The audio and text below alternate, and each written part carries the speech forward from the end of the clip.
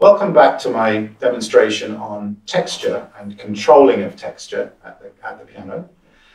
This is part 2. I'm going to start off just by talking about chord balance, because this is another hugely important aspect of any quality piano playing.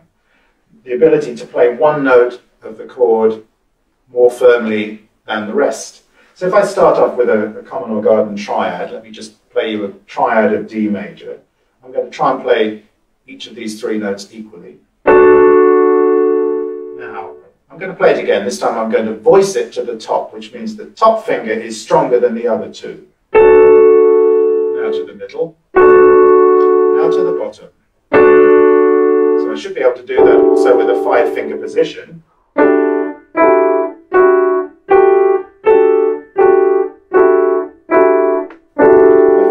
Wasn't very good then. That's better. That's what I was wanting. Now, a chord in a piece will be voiced differently depending on who plays it. So even though this is the first chord of the Pathetique Sonata, the next pianist might voice that chord differently. What I'm aiming for there is I want a little bit of a growl from my left hand, and I still want to be able to hear that top C more firmly. Think of it like a recipe. It will change depending on who's cooking it, but it'll still be the Pathetique Sonata of Beethoven. It'll just have slightly different ingredients. So I like to do this with the first chord of the Schumann Etude Symphonique, which is in my article that accompanies this. The very first chord of the Etude Symphonique of Schumann. How much top do I give? If I give too much top and not enough bottom, through the bar, it becomes too top heavy, there's not enough support. So I need, in addition to my top, to have a good strong bottom note. However, I don't want both those notes to sound in the left hand equally. I want my G sharp to sound very much softer than my bottom C sharp. You hear that? I'm also aware in my right hand that in addition to my top, I've got a shadow that the thumb makes, so that contributes to the dimensions of the chord. We can sit there and tweak the balance of these chords all day. This is what makes practicing so much fun. It's a little bit like alchemy, you know, how much of this, how much of this. But we need to be able to voice our chords before we can really deal with textures. Now, 3-layered textures, that's where we've got a melody on the top, an accompaniment in the middle, and something underneath, which is the bass. Now, the bass need not be very interesting. A little bit like, well, this floor here is quite interesting because it's got the Steinway logo in it. But a lot of floors that we walk on, we don't notice the floor or the carpet or the surface, but it needs to be there in order to support us as we walk. So it is with music. Let me just give you the first example from the G-flat Impromptu by Schubert. So we've got a top melodic line, bottom bass line, and a rippling accompaniment in the middle. I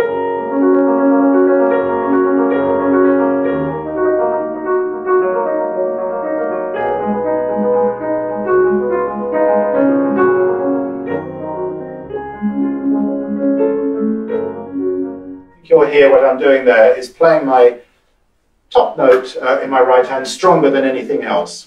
So in terms of percentages, my top line is the star of the show. My bass line is present. I'm aware of my bass line. And a little darker, it's a long note. Need to feed it a little bit more, that E flat. The inner parts are, or the inner part, I should say, needs to be very rhythmical. You hear what I'm doing? I'm making sure I know where the beats are, where the accentuations are. We can't get away with a wash of sound there. But basically that middle voice, I keep saying voice when I really mean part, that middle part needs to be very much in the background.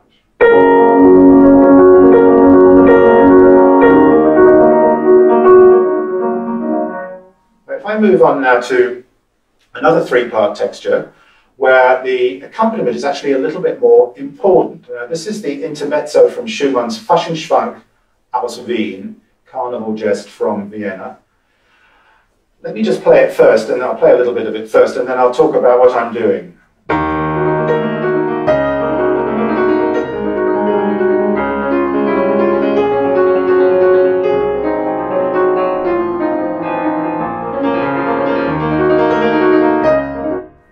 What you'll notice there, my accompaniment has come up quite a bit. I'm not trying to hide that middle.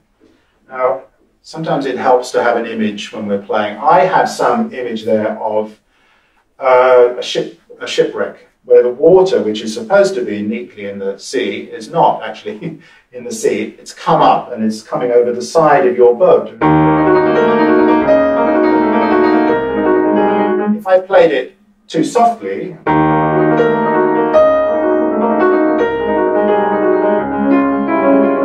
get something that actually, although I say so myself, that was quite nice, it's not really what Schumann is intending.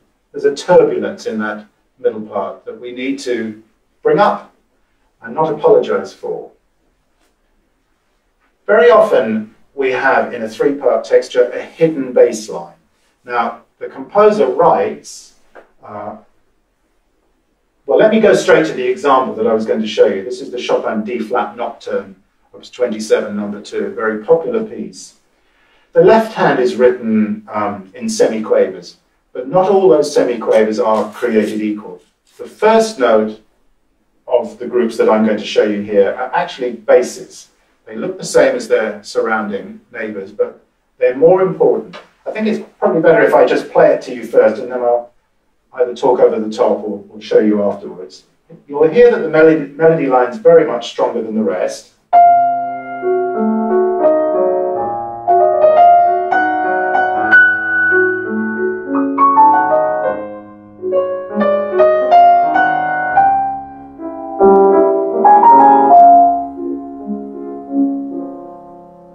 What I'm doing there is just sitting a little bit longer on these basses. Hear them.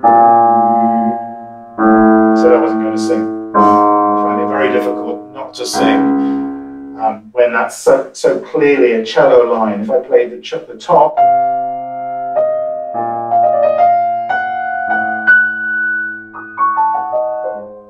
you hear how that fits together. Now the inner part needs to be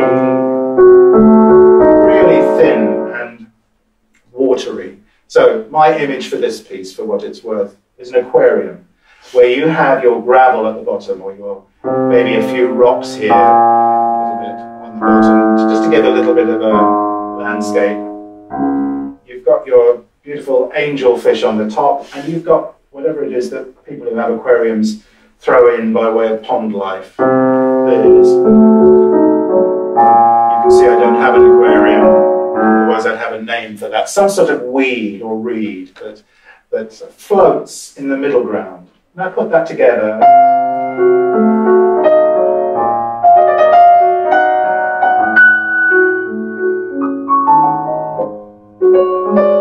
Do you hear that? I've got a 3-layered texture, although it's not quite as explicit as the previous examples. You'll find that all the way in Romantic piano music particularly.